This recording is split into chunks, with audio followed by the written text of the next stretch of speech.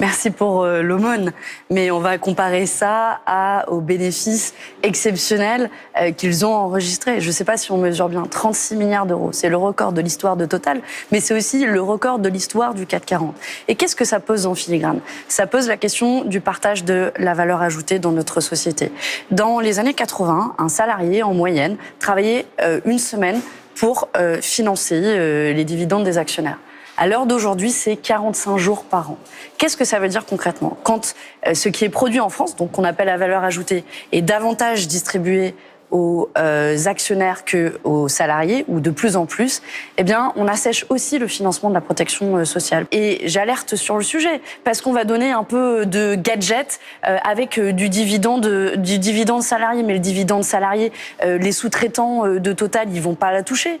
Les salariés, de manière générale, ce qu'ils veulent, c'est du salaire, avoir l'assurance que leur salaire augmente à minima à la hauteur de l'inflation, ce qui n'est absolument pas le cas dans l'immense majorité des entreprises. Et je trouve que ce débat est assez intéressant parce qu'il est lié à la question des retraites. Vous le voyez, quand on parle d'un point de PIB, c'est 25 milliards d'euros. Avec ça, il y a plus de trous dans les caisses de retraite. Et c'est pour ça qu'on doit avoir ce débat à ce moment-là, au moment où on débat de la réforme des retraites.